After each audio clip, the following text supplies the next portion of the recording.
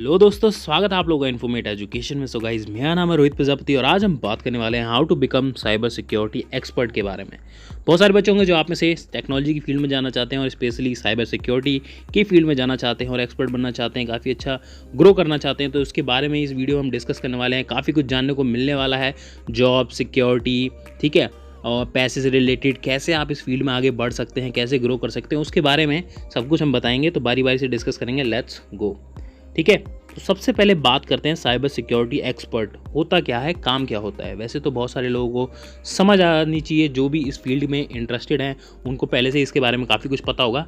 फिर भी हम काफ़ी अच्छे से एक्सप्लेन करने की कोशिश करेंगे। तो साइबर सिक्योरिटी एक्सपर्ट जो होता है, या फिर आप उसे स्पेशलिस्ट भी कर सकते हैं, who are responsible for securing the network information system of the organisation.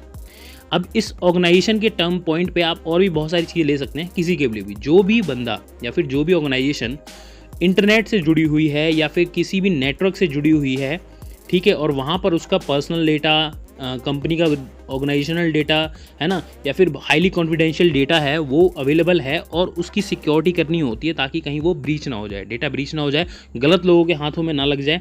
ठीक है, तो उससे उस डेटा को बचाना होता है या फिर ओवरऑल उस सिस्टम को बचाना होता है कि वो ऑर्गेनाइजेशन की उस चीज़ को हैम्पर ना करे जिस हिसाब से वो ऑर्गेनाइजेशन चल रहा है या उसके ऑपरेशंस चल रहे हैं। ठीक है, तो इस पे फोकस किया जाता है एक साइबर सिक्योरिटी एक्सपर्ट के द्वारा। उसमें बहुत सारी एक पूरी की पूरी टीम इन्वॉल्व होती है जो कि इन चीज़ों पे वर्क करती है। दे वर्क ऑन डिटेक्टिंग, ठीक है, खोजना, मैनेजिंग, उसको मैनेज करना, एनालाइज करना, and presenting the responding to the cyber attack, security threats and other malicious acts. ठीक है, ओवरऑल फोकस यहीं पे होता है कि कोई गलत एक्टिविटी ना हो आपके सिस्टम में, आपके मशीन में। ठीक है, ऐसे ही आपका जो फ़ोन है, आपके फ़ोन में भी जो फ़ोन कंपनीज होती हैं वो कोशिश करती रहती हैं कि टाइम टू टाइम अपडेट दिया जाए ताकि आपका जो फ़ोन हुआ या फिर आपका जो लैपटॉप हुआ वो ईजिली कोई हैक ना कर पाए। वैसे तो आज के टाइम में बहुत ज़्यादा हैकर्स भी एडवांस हो चुके हैं, लेकिन फिर भी कोशिश यही की जाती है कि आपके फ़ोन को, डिवाइस को बचाया जाए। ऐसे ही ऑर्गेनाइजेशन लेवल पे एक साइबर सिक्योरिटी एक्सपर्ट कोशिश करता है कि उस ऑर्गेनाइजेशन का डेटा या फिर सिस्टम को बचा के रखा जाए कुछ गलत लोगों से, जो भी हैकर्स वगैरह होते हैं उनसे। ठीक है, अब बात करते हैं क्वालिफिकेशंस क्या क्या चाहिए अगर आप इस फील्ड में जाना चाहते हो। तो सबसे पहले देखो, बेसिक सी रिक्वायरमेंट है, कंपनीज मांगती हैं, जो कि है एक बैचलर डिग्री होनी चाहिए आपके पास में। वैसे तो मैं नहीं मानता कि आपके पास ज़रूरी हो कि बैचलर डिग्री होनी चाहिए इस पर्टिकुलर फील्ड में जाने के लिए या फिर और भी दुनिया की बहुत सारी फील्ड में जाने के लिए। लेकिन अगर आप जॉब पे जाना चाहते हो तो वहाँ पर कुछ क्राइटेरियाज आ जाते हैं।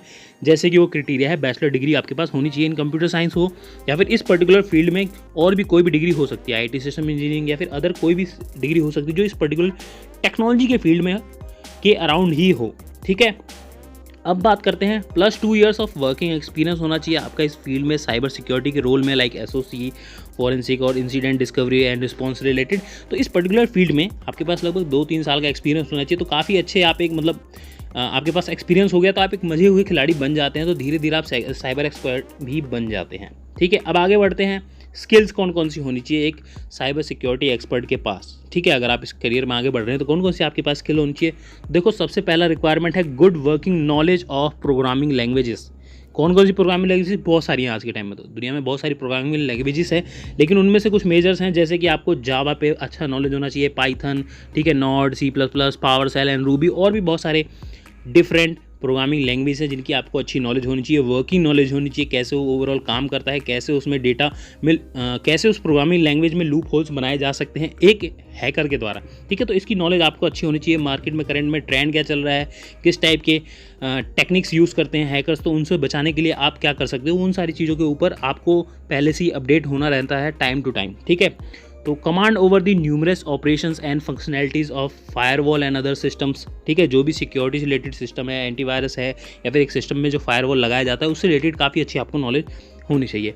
अप टू डेट, जैसे कि मैंने बताया, आपको नॉलेज अप टू डेट रखना है कि आज के टाइम में लेटेस्ट ट्रेंड क्या चल रहा है इस साइबर सिक्योरिटी की दुनिया में, जिससे आप एक ऑर्गेनाइजेशन को सेफ रख सकते हो गलत लोगों के हाथों में पड़ने से। Skills to focus on the security threats and fix system. तो सबसे मेन काम यही है कि आपको सिस्टम को फिक्स करके रखना है ताकि वो कहीं गलत मैलिशियस एक्टिविटी का शिकार ना हो जाए। आगे बढ़ते हैं। अब आती है मुद्दे की बात कि भैया आप बन कैसे सकते हो इस लाइन में साइबर सिक्योरिटी एक्सपर्ट। तो स्टेप्स हैं, बारी बारी से डिस्कस करते हैं। टोटल 6 स्टेप्स बनाए हैं हमने, जो कि है पहला, get a bachelor degree in required domain. उस पर्टिकुलर फील्ड में, जैसे कि मैंने बताया, टेक्नोलॉजी के अराउंड ही आपको कोई ना कोई एक बैचलर डिग्री लेनी है। साथ साथ उस पर्टिकुलर फील्ड में जो कि है साइबर सिक्योरिटी, उससे रिलेटेड चीज़ें भी आपको समझनी है। मार्केट में बहुत सारा कुछ है, आप यूट्यूब पे भी बहुत सारा कंटेंट देख सकते हो। आज के टाइम में बहुत सारे अच्छे अच्छे जो एक्सपर्ट हैं वो लोग कई सारी यूट्यूब वीडियोस बना रखे हैं, जिससे आप पढ़ सकते हो, समझ सकते हो और मार्केट में देख सकते हो कि कैसे एक साइबर सिक्योरिटी एक्सपर्ट के काम होता है, कैसे आप उस चीज़ पे फोकस कर सकते हो। तो साथ साथ डिग्री के साथ आप ये चीज़ें करते रहें और भी कहीं ना कहीं इंटर्नशिप करते रहें, तो काफ़ी कुछ नॉलेज मिल जाती है। सेकंड स्टेप आता है gain a master degree in cyber security related field. ठीक है, ये ऑप्शनल है, ज़रूरी नहीं है, ऑप्शनल है। मेन इंपॉर्टेंट है आपका प्रैक्टिकल एक्सपीरियंस, वो ज़्यादा इंपॉर्टेंट है। ठीक है, मास्टर डिग्री आपके लिए ऑप्शनल है, ज़रूरी नहीं है।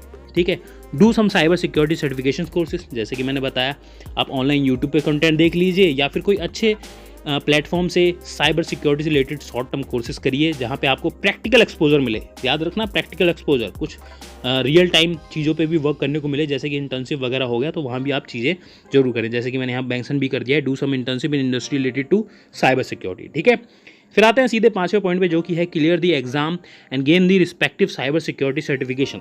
जो भी आप कर रहे हो उसको एग्जाम को क्लियर कीजिए, एक अच्छा सा सर्टिफिकेशन मिल जाएगा आपको। हाँ, आप एक सर्टिफाई हो जाओगे गवर्नमेंट की तरफ से कि हाँ आप एक अच्छे साइबर सिक्योरिटी एक्सपर्ट हैं। आप उस सर्टिफिकेट को या फिर उस डिग्री को आगे चल के किसी ऑर्गेनाइजेशन में जॉब लेना चाहते हैं तो वहाँ पर दिखा सकते हैं, तो आपको ईजिली जॉब मिल जाएगी क्योंकि आप सर्टिफाइड हो चुके हो। ठीक है, बाकी बहुत सारे लोग होते हैं जो एक्सपीरियंस के दम पे भी ले लेते हैं जॉब, तो जरूरी नहीं है कि सर्टिफिकेशन ही सब कुछ है। ठीक है, फिर भी अब आगे बढ़ते हैं। Step 6, gain 2 to 3 years of experience, professional experience in cyber security, practical experience. ठीक है, 2-3 साल का आपको एक्सपीरियंस गेन करना पड़ेगा, उसके बाद ही आप एक लगभग मजे हुए खिलाड़ी बन जाओगे इस इंडस्ट्री में कि आप किसी ऑर्गेनाइजेशन के सिस्टम्स को सिक्योर कर पाओ गलत लोगों के हाथों से, मतलब उसको ख़राब होने में। ठीक है, अब आगे बढ़ते हैं। मुद्दे की बात आती है पैसा या फिर किस टाइप की आपको जॉब मिलेंगी। तो पैसा बहुत इंपॉर्टेंट है। देखो, अगर आप कोई काम कर रहे हो तो आपको मॉनिटरी टर्म में भी कुछ ना कुछ बेनिफिट होना ज़रूरी है। तो जैसे कि साइबर सिक्योरिटी इंजीनियर बनते हो तो लगभग पर एनम एवरेज है ये। ठीक है, ध्यान रखना, जैसे कि मैंने यहाँ मेंशन कर रखा है एवरेज, ज़्यादा भी हो सकता है, कम भी हो सकता है, ये डिपेंड करता है आपके ऊपर, आपकी स्किल्स के ऊपर।